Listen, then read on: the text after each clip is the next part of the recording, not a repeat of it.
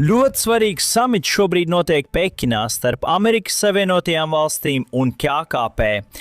Valstis visā pasaulē pievērš uzmanību tam, kas tiek apspriests un kāda informācija tiek publiskota.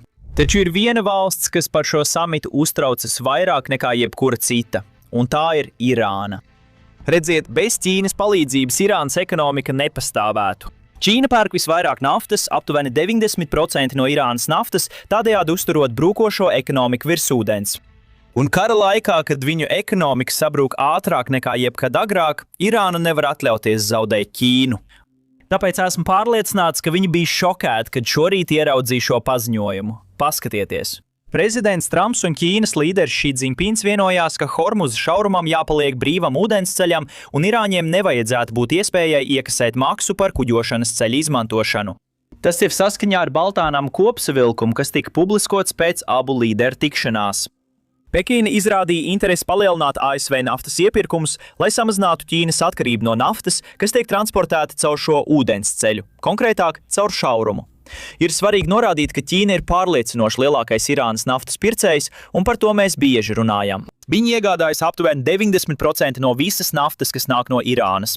Taču šī Irānas nafta veido tikai apmēram 11 līdz 13% no kopējā Ķīnas naftas importa apjoma. Daudz vairāk viņa naftas patiesībā nāk no citām Persijas līča valstīm, tādām kā Katara, Sauda Arābija, Kuveita, AAE. Aptuveni 40 līdz 45% no Ķīnas naftas nāk caur šaurumu. Lielākā daļa no tās ir no citām Persijas līča valstīm, kuras Irāna šobrīd uzbrūk.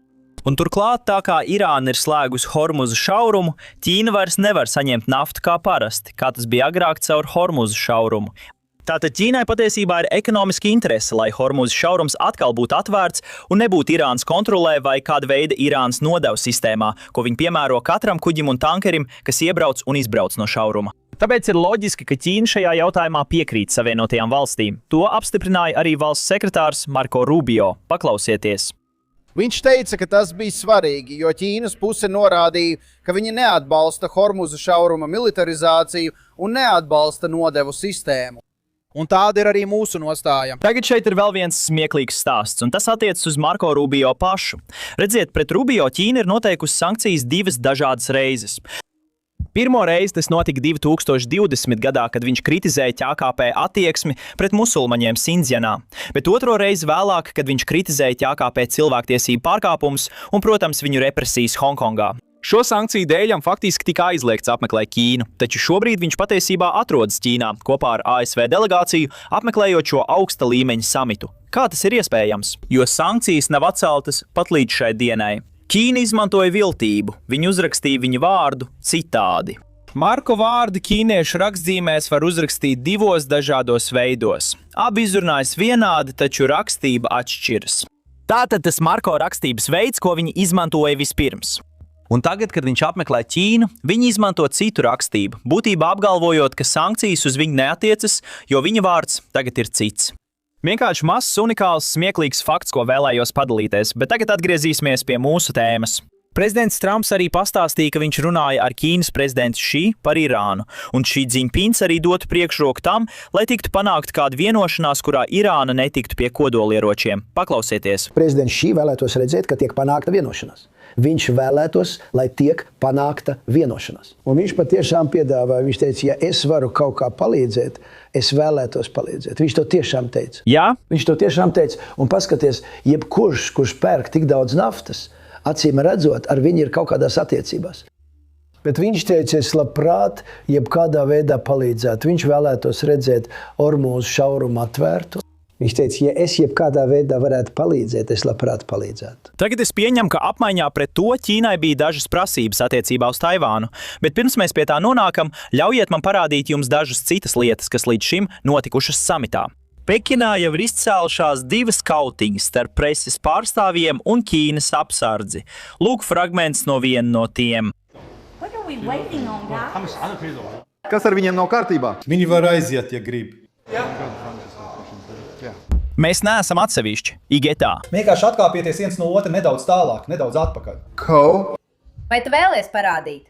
Mēs esam automašīnu kolonā ar... Vai mums vajadzētu? Padarīt viņu par karalieni. Tātad, tas ir... Nē. Vai kas ir liels, Vai mūsu puses drošība jums to ļauj? Kungs, atstājiet šo. Viņi burtiski gaida. Jūs. Mums jāiet. Mums jāiet, puiši. Labi. Labi, nē, mums jāiet. Mums jāiet. Ejiet, mums jāiet. Mums ir minūte. Ejam! Mēs ejam. Paskaties uz šo. Tās ir mūsu zāles. Mums jāiet, puiši. Jā. Mums jāiet. Mums jāiet. Paldies! Mēs ejam. Jā. Mēs ejam. Ejam, ejam. Ejam, ejam. Mēs ejam. Sveikiem! Reičau, pārliecinies, ka esi kadrā. Iesim. Tie bija ārvalstu reportieri, kuriem nebija atļauts sekot un filmēt Xi Jinpingu un Trumpu, kamēr viņi apmeklēja debesu templi. Tas ir ļoti vēsturisks templis Ķīnā. Es domāju, ka tas ir no 15. gadsimta. Varbūt tāpēc arī bija visa šī kņada. Tā vietā viņus visus lika gaidīt vienā telpā. Ķīnas darbinieks paskaidroja reportieriem, ka viņi drīkstēs iziet tikai pēc tam, kad priekšsēdētājs būs aizgājis. Pirms priekšsēdētājs nav devies prom, mūsu drošības darbinieki jums neļaus iziet. Tagad tas nav nekas neparasts. Tas notiek bieži, īpaši augsta līmeņa delegāciju sanāksmēs, jo abu pušu drošības komandas ir ļoti stingras, lai pārliecinātos, ka viss norit bez problēmām. Un tieši tāpēc parasti rodas pārpratumi ar reportieriem vai jebkuru citu, kurš mēģina atspoguļot notikumu vai pietuvoties sanāksmēm, lai iegūtu informāciju par to, kas notiek. Diemžēl klips, ko mēs tikko redzējām, tiešām notika tiešveidē, tāpēc tas bija redzams tiešsaistē un cilvēki varēja redzēt, kas tieši notiek. Protams, tas neizskatās labi. Tagad mums bija arī otrs incidents, kas notika pašas sanāksmes laikā, un tas arī tika nofilmēts, tāpēc jūs varat to noklausīties tieši tagad. Nē, pazūdi no šejienes, sasodīts. Nē, ej prom!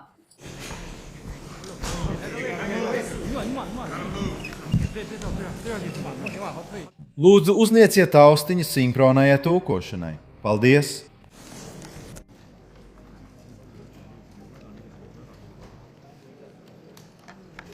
Tagad parunāsim par Taivānu, jo no ČKP viedokļa tas ir vissvarīgākais jautājums, jeb laikam vissvarīgākā tēma, par kuru viņi vēlas runāt.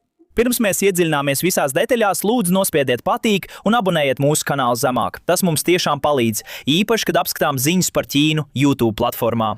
Ir daudz ķīniešu botu, kuri nav apmierināti, kad mēs sakām kaut ko kritisku par Ķīnas valdību. Tagad parunāsim par Taivānu. Saskaņā ar Ķīnas valsts medijiem Xi Jinpings slēgtā sanāksmē ar ASV prezidentu Trumpu patiešām pieminēja Taivānas jautājumu. Tagad mēs precīzi nezinām, kas tika apspriests šajās sanāksmēs. Visa informācija, ko mēs saņemam, nāk no Ķīnas medijiem, un es pieņemu, ka viņiem ir avots, kurš bija šajā sanāksmē, vai arī kāds viņiem sniedz informāciju.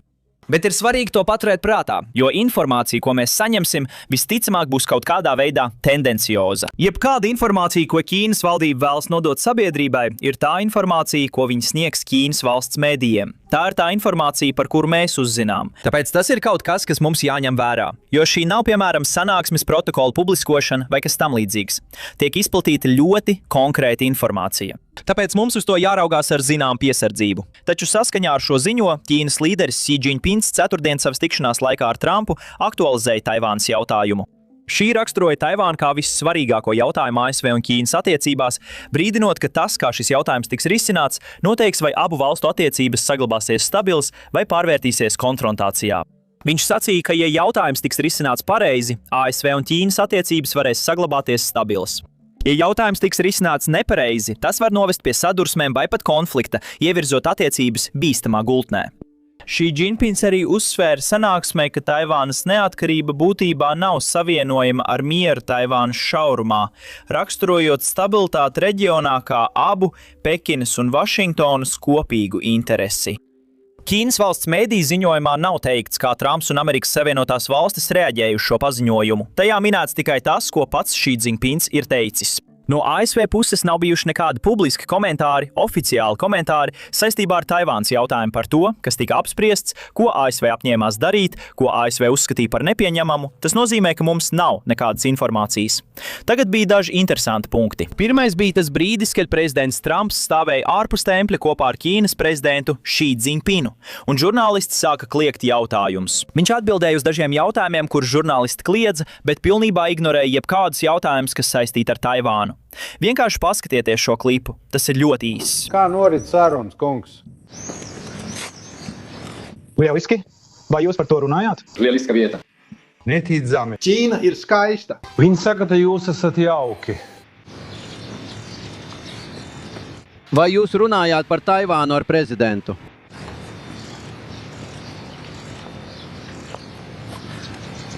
Paldies, paldies. Liels paldies! Prezident kungs, vai jūs runājāt par Taivānu? Hei, paldies! Paldies! Par klausīšanos! Tad mums bija arī vēl viens komentārs par Taivānu no valsts sekretāra Marko Rubio. Viņš intervijā ar NBC runāja par Taivānu. Viņš īsti nesniedz nekādu jaunāko informāciju par to, kas notiks sanāksmēs saistībā ar Taivānu, taču viņš norādīja, ka ASV nostāja nav mainījusies. Viņš arī pastāstīja, kā ASV redz Ķīnas nostāju šajā jautājumā, tāpēc paklausieties. Par pārējiem jautājumiem. Mēs zinām, kāda ir viņa nostāja. Un, manuprāt, viņi zina, kāda ir mūsu nostāja. Vai jūs domājat, ka Ķīna vēlas iebrukt Taivānā? Es domāju, ka Ķīnas vēlme visticamāk ir panākt, lai Taivāna labprātīgi, brīvprātīgi pievienojās viņiem. Ideālā pasaulē viņi vēlētos Taivānā notiktu kāds balsojums vai referendums, kurā piekristu pievienoties. Es domāju, ka tas ir tas, ko viņi labprātāk redzētu. Galu galā tas ir izcelts ļoti nozīmīgi. SJA. Sava pilnvaru laikā Xi ir skaidri norādījis, ka tas, ko viņi sauc par atkal apvienošanos, kā viņi to dēvē, ir kaut kas, kam kādā brīdī ir jānotiek. Mēs uzskatām, ka būtu milzīga kļūda mēģināt to panākt ar spēku vai līdzīgiem līdzekļiem. Tam būtu globālas sekas ne tikai no Amerikas Savienoto Valstu puses. Un mēs šeit arī apstājamies. Šāda veida neviennozīmība, manuprāt, ir raksturojusi mūsu nostāju. Veidu, kā mēs esam raksturojuši šo jautājumu. Un iemesls tam ir tas, ka mēs nevēlamies redzēt konfliktu. Mēs nevēlamies, lai notiktu kas destabilizējošs, jo, manuprāt, tas ļoti kaitētu gan pasaulei, gan abām valstīm. Godīgi sakot, nebija daudz jaunas informācijas par ASV nostāju, vai tā mainās attiecībā uz Taivānu. Tas būtu ļoti sarūktinoši, ja mēs mainītu savu nostāju, bet labā ziņa ir tāda, ka vismaz balstoties uz visu mums pieejamo informāciju šobrīd, neizskatās, ka ASV tuvākajā laikā atteiktos no Taivānas. Patiesībā Trumpa administrācijas laikā, šajā pilnvaru termiņā, ASV Taivānai ir pārdevušas vairāk ieroču nekā jebkuras iepriekšējās administrācijas laikā.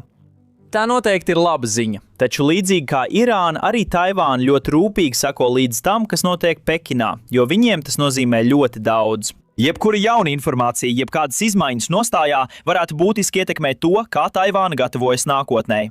Vēl viena interesanta lieta, ar ko šī brauciena laikā dalījās Rubio, bija viņa viedoklis par prezidentu Xi un Ķīnu. Kādi ir Ķīnas ilgtermiņa plāni un kā ASV plāno ar tiem tikt galā? Paklausieties!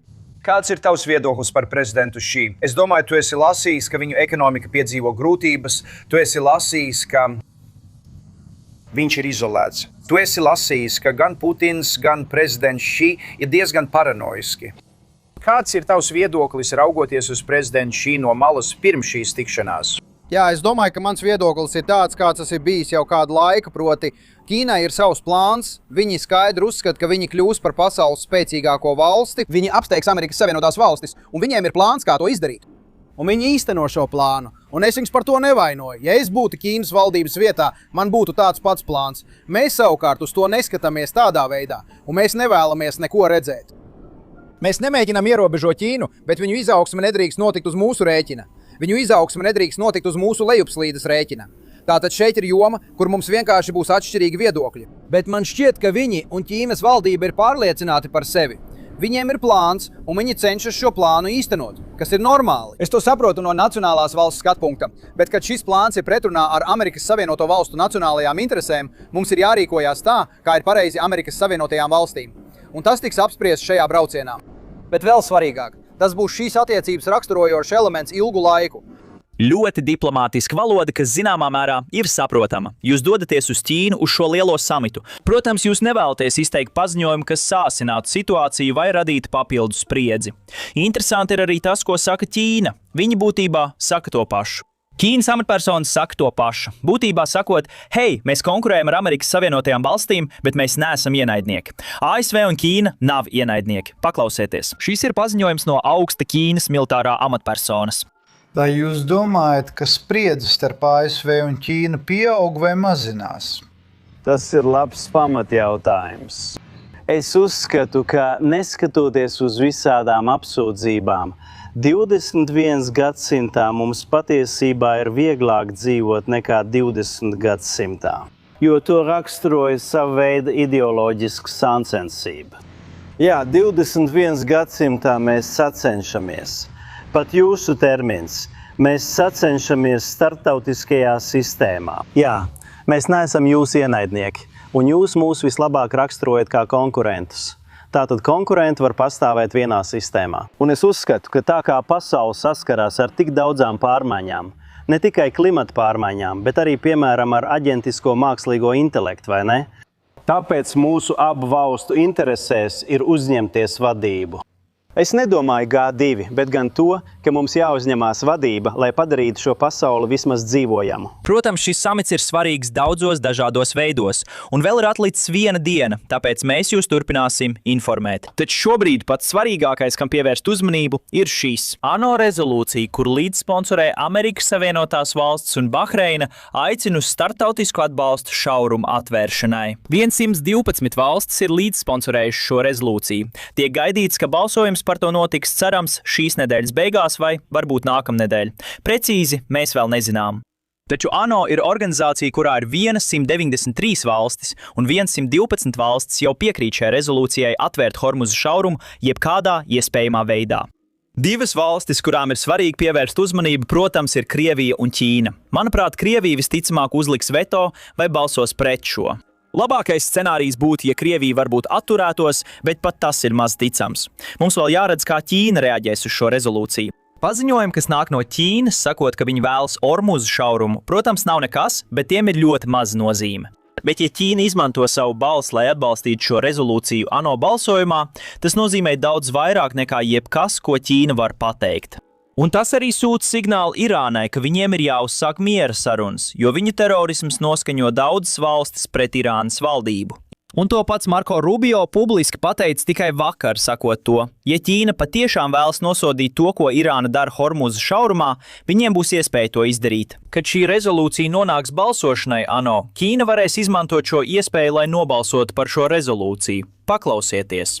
Mēs esam to izklāstījuši ķīniešiem, un es ceru, ka tas ir pārliecinoši, un viņiem būs iespēja kaut ko darīt ANO vēlāk šonedēļ, kad būs rezolūcija, kas vienkārši nosoda Irānu par to, ko viņi dara šaurumos. Skatieties, ir 3 lietas. Ķīniešiem Persijas līcī ir iestrēguši kuģi, jo izveidot sistēmu, kas ļauj noteiktiem kuģiem izbraukt, bet citiem ne, ir vieglāk pateikt nekā izdarīt. Un jūs redzējāt, ka ķīniešu, nevis ar Ķīnas karogu, bet ar ķīniešu kravu, kuģis tika trāpīts nedēļas nogalē. Esmu pārliecināts, ka Irāna to nedarīja apzināti, bet viņi to izdarīja. Tas notika. Un tāpēc šie ķīniešu kuģi tur ir iestrēguši. Lai saprastu, kāpēc Irāna šobrīd uzvedas tā, kā tā uzvedas, mums jāatgriežas pagātnē un jāapskata, kā Irāna nonāca līdz šodienas situācijai. Tas nenozīmē tikai atgriezties 1979. gadā, kad notika Islāma revolūcija. Patiesībā mums jāatgriežas vēl tālāk, uz 19. gadsimtu, kad Irāna pārvaldīja toreizējā valdība, un jāskatās, kā toreiz pieņemtie valdošās šķiras lēmumi joprojām ietekmē Irānu līdz pat šai dienai. Nu zini ko? Tieši to mēs arī darām savā daudzdaļīgajā podkāstā, kas tikko iznāca šodien. Tāpēc, ja tevi interesē Irānas vēsture un kā mēs nonācām līdz šodienai, noteikti apskat šo podkāstu. Tu vari to noskatīties noklikšķinot uz saitēm aprakstā, vai arī vienkārši noskatīties noklikšķinot uz video beigu ekrānā.